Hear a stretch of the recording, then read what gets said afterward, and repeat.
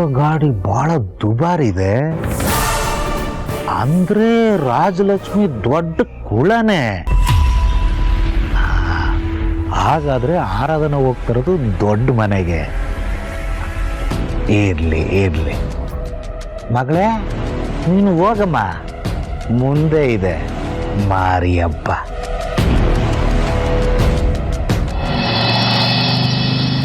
Car ನಿಲ್ಸಿ. ಯಾಕೇನಾಯ್ತು? Car ನಿಲ್ಸಿ ಅಂದೆ.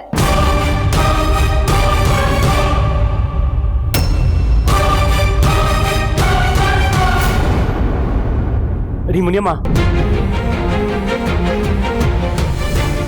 ಮುನಿಯಮ್ಮ,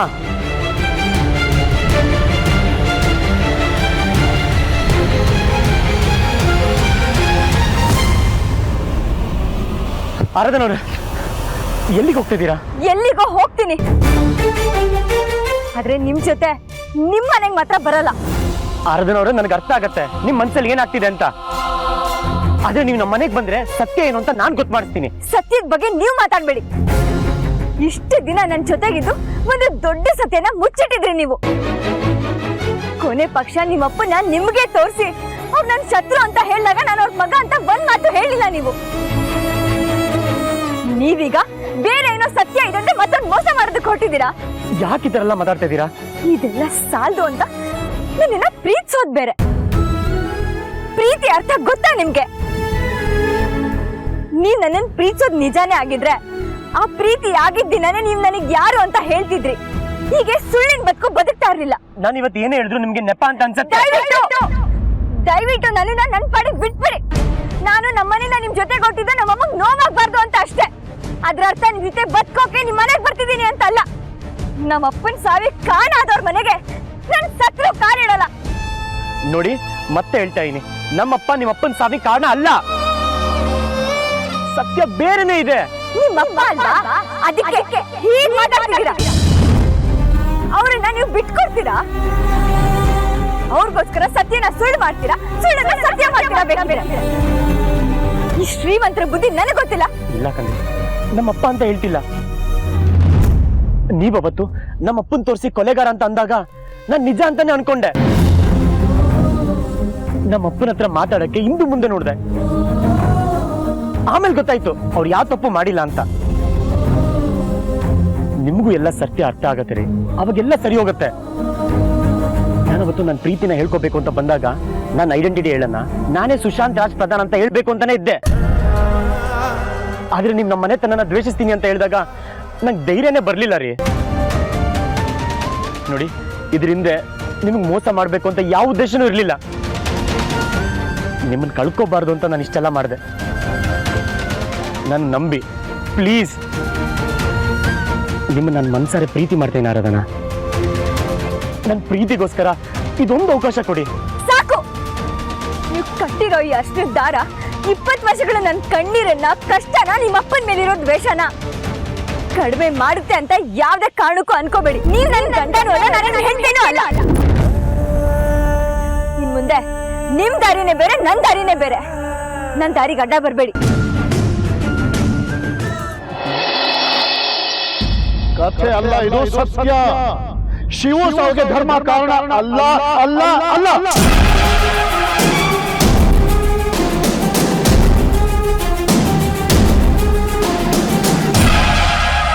ಧರ್ಮ ನಿಜಕ್ಕೂ ಅವನ ಹೆಸರಿಗೆ ತಕ್ಕ ಹಾಗೆ ನ್ಯಾಯಕ್ಕೆ ಧರ್ಮಕ್ಕೆ ಬೆಲೆ ಕೊಟ್ಟು ಬಾಳ್ತಾ ಇರೋ ವ್ಯಕ್ತಿ. ತಾನು ಬೆಳೆದಲ್ದೆ ತನ್ನ ಜೊತೆಗೆ ಸಾವಿರಾರು ಜನನ ಬೆಳೆಸಿದಾನವನು. ಅಷ್ಟು ಶ್ರೀಮಂತ ಆದ್ರೂ ದೊಡ್ಡಸ್ತಿಗೆ ಅಹಂಕಾರ ಎಳ್ಳಷ್ಟು ಇಲ್ಲದ ವ್ಯಕ್ತಿ ಅವನು. ಆದ್ರೂ ಅಂಥ ಒಳ್ಳೆ ವ್ಯಕ್ತಿಗೆ ಸುಮಾರು ವರ್ಷದ ಕಾಲ ದೇವರು ಮಕ್ಕಳ ಭಾಗ್ಯ ಕೊಡ್ಲೇ ಇಲ್ಲ. ಆಗ ಧರ್ಮ ಮತ್ತೆ ಸಾವಿತ್ರಿಯತಿಗೆ ಒಂದು ಅನಾಥಾಶ್ರಮದಿಂದ ಒಂದು ಹೆಣ್ಣು ಮಗುನ ದತ್ತು ತಂದ್ರು. ಅವಳೇ ಅಮಲ. ಅವಳಿಗೆ ಚಿಕ್ಕ ವಯಸ್ಸಿಂದ, ಇಷ್ಟು ಚಿಕ್ಕ ವಯಸ್ಸಿಂದಲೂ ಇನ್ಸೆಕ್ಯೂರಿಟಿ. ನನಗೆ ಸಿಗ್ತಾ ಇರೋ ಈ ಪ್ರೀತಿ, ಸುಖ, ಶ್ರೀಮಂತಿಗೆ ಎಲ್ಲಿ ಕೈ ಜಾರ ಹೋಗುತ್ತೋ ಅಂತ. ನನಗೆ ಮಾತ್ರ ಅದೆಲ್ಲ ಬೇಕು ಅನ್ನೋ ಸ್ವಾರ್ಥ ಅವಳ್ದು. ಅವಳ ಮನೆಗೆ ಬಂದ ಮೇಲೆ ಹುಟ್ಟಿದ ಮಗುನೇ ಸುಶಾಂತ್. ಸುಶಾಂತ್ ಮೇಲೆ ಅವಳಿಗೆ ದ್ವೇಷ, ಹೊಟ್ಟೆ ಕಿಚ್ಚು. ಸುಶಾಂತ್ಗೆ ಅಮ್ಮಲ್ಲ, ಸ್ವಂತ ಅಕ್ಕ ಅಲ್ಲ. ಸುಶಾಂತಿಂದಾಗಿ ತನಗೆ ಸಿಗ್ತಾ ಇರೋ ಪ್ರೀತಿ ಎಲ್ಲಿ ಕಡಿಮೆ ಆಗ್ಬಿಡುತ್ತೋ ಅಂತ ಹೆದರಿ ಅಷ್ಟು ಚಿಕ್ಕ ವಯಸ್ಸಲ್ಲಿ ಯಾರಿಗೂ ಗೊತ್ತಾಗದೇ ಇರೋ ರೀತಿಲಿ ಸುಶಾಂತನಿಗೆ ಕೊಡಬಾರ್ದು ಕಷ್ಟ ಕೊಡ್ತಾ ಇದ್ಲು ಅಮಲ.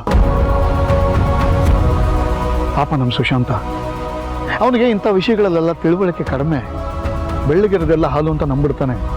ಅವನು ಆಗ್ಲೂ ಅಮಾಯಕನೇ, ಈಗಲೂ ಅಮಾಯಕನೇ.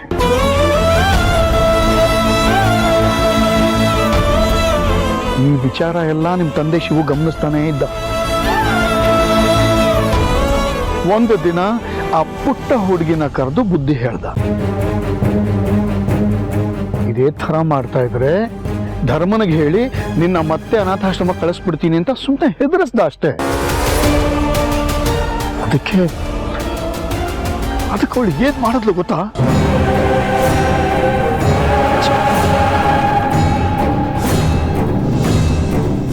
ಹೇಳೋಕ್ಕೂ ಒಂಥರ ಹಿಂಸೆ ಆಗುತ್ತೆ. ಎಲ್ಲಿ ಶಿವು ತನ್ನ ದಾರಿಗೆ ಅಡ್ಡ ಆಗ್ಬಿಡ್ತಾನೋ ಅಂತ ಅವನ್ನ ಮನೆಯಿಂದ ದೂರ ಇಡೋಕ್ಕೋಸ್ಕರ ಅವನ ಮೇಲೆ ಇಲ್ಲ ಸಲ್ಲದ ಆರೋಪ ಹೊರಿಸಿದ್ಲು ಆ ಪುಟ್ಟ ಹುಡುಗಿ ಅಮಲ. ಶಿವು ತನಗೆ ದೈಹಿಕ ಕಿರುಕುಳ ಕೊಡ್ತಾ ಇದ್ದಾನೆ ಅಂತ ಧರ್ಮನ ಹತ್ರ ಕತೆ ಕಟ್ಟಿದ್ಲು.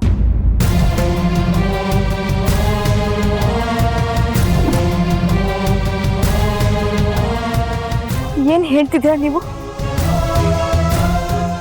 ನಮ್ಮಪ್ಪ ದೈಹಿಕವಾಗಿ ಹಿಂಸೆ ಕೊಡ್ತಿದ್ರ? ಇಲ್ಲ, ಇದನ್ನೆಲ್ಲ ನಾನು ನಂಬಲ್ಲ.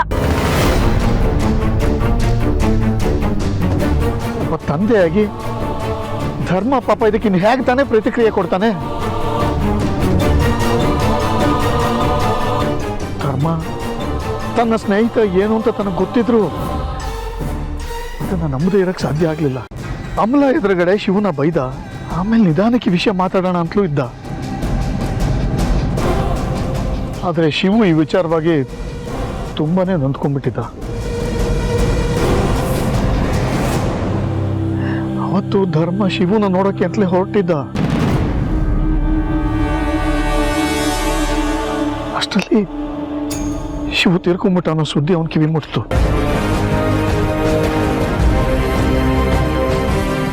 ನಿಮ್ಮಪ್ಪ ಜೀವ ಕಳ್ಕೊಳ್ಳೋ ಹಾಗೆ ಮಾಡಿದ್ದು ಧರ್ಮ ಅಲ್ಲಮ್ಮ, ಅಮಲ.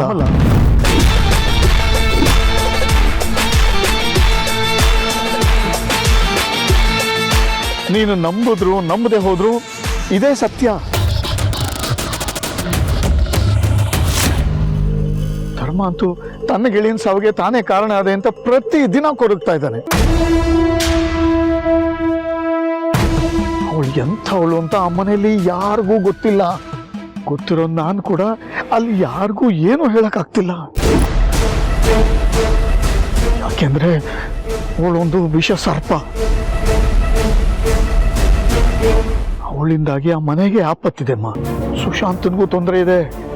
ನಿನ್ನ ಸ್ನೇಹಿತ ರವಿ ಆಕ್ಸಿಡೆಂಟಲ್ ಸತ್ ಹೋದ, ಅದಕ್ಕೆ ಸುಶಾಂತ ಕಾರಣ ಅಂತ ನೀ ಅನ್ಕೋತಾ ಇದೆಯಲ್ವಾ? ಅಲ್ಲ, ಅದಕ್ಕೆ ಕಾರಣ ಆಗಿದ್ದು ಅಮಲನ ಗಂಡ.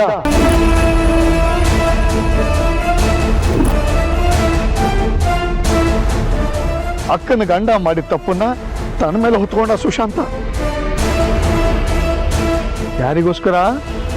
ಅಕ್ಕನಿಗೋಸ್ಕರ. ಸುಶಾಂತನ ತಲೆನ ಅಷ್ಟರ ಮಟ್ಟಿಗೆ ಕೆಡಿಸಿಟ್ಟಿದ್ದಾಳವಳು. ಈಗ ನೀನೇನಾದ್ರು ಸುಶಾಂತನ ಬಿಟ್ಟು ಹೊರಟೋದ್ರೆ ಆ ಅಮಲ ಆಡಿದ್ದೇ ಆಟ ಆಗ್ಬಿಡುತ್ತಮ್ಮ. ನಾನು ನಿನಗೆ ಆ ಮನೆಗೆ ಬಾ ಅಂತ ಹೇಳ್ತಿಲ್ಲ, ಆದ್ರೆ ನಿನ್ನ ಜೀವನನ ನರಕ ಮಾಡಿರೋ ಆ ಅಮಲನ ಸುಮ್ಮನೆ ಬಿಡಬೇಡ ಅಂತ ಹೇಳ್ತಾ ಇದ್ದೀನಿ. ಅವಳು ಇಲ್ಲಿ ತನಕ ಮಾಡಿರೋ ತಪ್ಪಿಗೆ ಅವಳಿಗೆ ಶಿಕ್ಷೆ ಆಗಲೇಬೇಕು.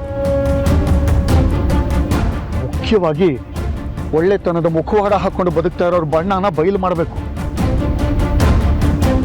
ನಿನಗೆ ಆ ಬಣ್ಣನ ಬಯಲು ಮಾಡೋ ತಾಕತ್ತಿದೆಯಾ ಸುಶಾಂತ್? ಏನು ಇದೆಲ್ಲ? ಅಪ್ಪ, ನನಗೆ ಕ್ಷಮಿಸ್ಬಿಡಿ ಅಪ್ಪ. ನನಗೆ ಗೊತ್ತು ನಿಮಗೆಲ್ಲ ದೊಡ್ಡ ಶಾಕ್ ಆಗಿದೆ ಅಂತ.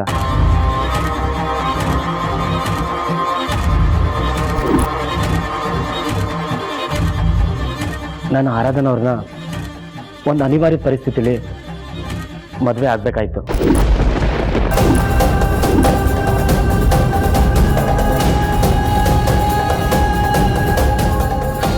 ಒಂದೇ ರೂಮಲ್ಲಿ ಏನ್ ಮಾಡ್ತಾ ಇದ್ರಿ ಇಬ್ರು? ಕೆಲ್ಸಕ್ಕೆ ಅಂತ ಬಂದ್ಮೇಲೆ ಒಂದೇ ರೂಮಲ್ಲಿ ಯಾಕಿದ್ರಿ?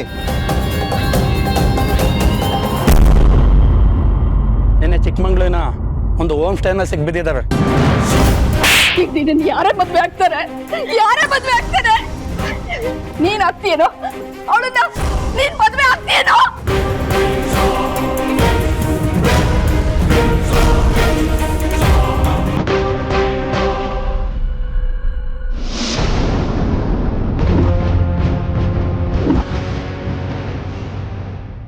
ಅಮ್ಮ, ಯಾವಾಗಲೂ ಆರಾಧನವ್ರನ್ನ ಮೀಟ್ ಮಾಡಿಸು ಅಂತ ಹೇಳ್ತಿದ್ದಲ್ಲ, ಅವನ ಜೊತೆಗೆ ಕರ್ಕೊಂಬಂದಿದ್ದೀನಿ.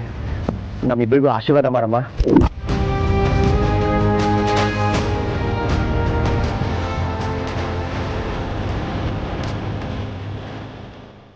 ನನಗೆ ಗೊತ್ತಮ್ಮ, ನಿನ್ಗೆ ನನ್ನ ಮೇಲೆ ಕೋಪ ಬಂದಿದೆ ಅಂತ. ಆದರೆ ಏನಾಯ್ತು ಅಂತ ಹೇಳಿದ್ನಲ್ಲ, ನನಗೆ ಬೇರೆ ದಾರಿ ಇರಲಿಲ್ಲಮ್ಮ. ಆರಾಧನಾ ಅವ್ರನ್ನ ಆ ಪರಿಸ್ಥಿತಿಯಿಂದ ಕಾಪಾಡೋಕೆ ನಾನು ತಾಳಿ ಕಟ್ಟಲೇಬೇಕಾಯ್ತು.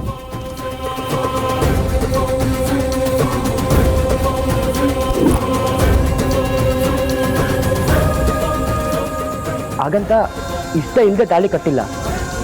ನಾನು ಇವ್ರನ್ನ ಪ್ರೀತಿ ಮಾಡ್ತಾ ಇದ್ದೀನಿ.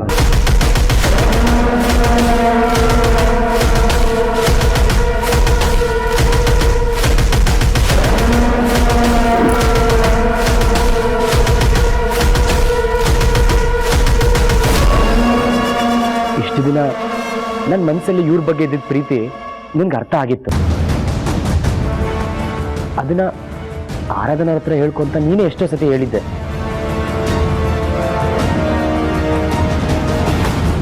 ನನ್ನ ಪ್ರೀತಿಗೆ ನೀನು ಯಾವಾಗಲೂ ಸಪೋರ್ಟ್ ಮಾಡ್ತಿದ್ದೆ.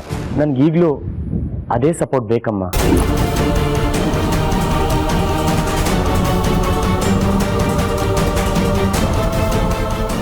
ಅಕ್ಕ, ಏನಕ್ಕ ಇದೆಲ್ಲ? ಇವನ್ ಏನ್ ಹೇಳ್ತಾ ಇದ್ದಾನೆ? ಇವನ ಹುಡುಗಿನ ಪ್ರೀತಿ ಮಾಡ್ತಿರೋ ವಿಷಯ ನಿನಗೆ ಮೊದಲೇ ಗೊತ್ತಿತ್ತಾ? ಅಕ್ಕ, ಏನಕ್ಕ ಇದು? ಇವರಿಬ್ರು ಪ್ರೀತಿ ಬಗ್ಗೆ ನಿನಗೆ ಗೊತ್ತಿದ್ರು ನೀನ್ ಹಿಂಗ್ ಮಾಡ್ತೀಯಾ?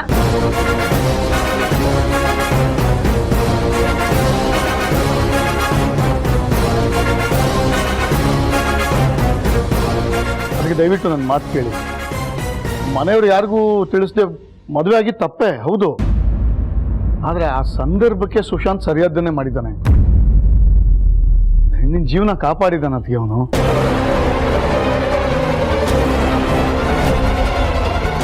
ನೋಡಿ, ಆಗಿದಾಗ ಹೋಗಿದೆ. ಇದನ್ನು ಒಪ್ಕೊಂಡು ಅವ್ರ ಹೊಸ ಜೀವನ ಚೆನ್ನಾಗಿರ್ಲಿ ಅಂತ ಆಶೀರ್ವಾದ ಮಾಡಿ.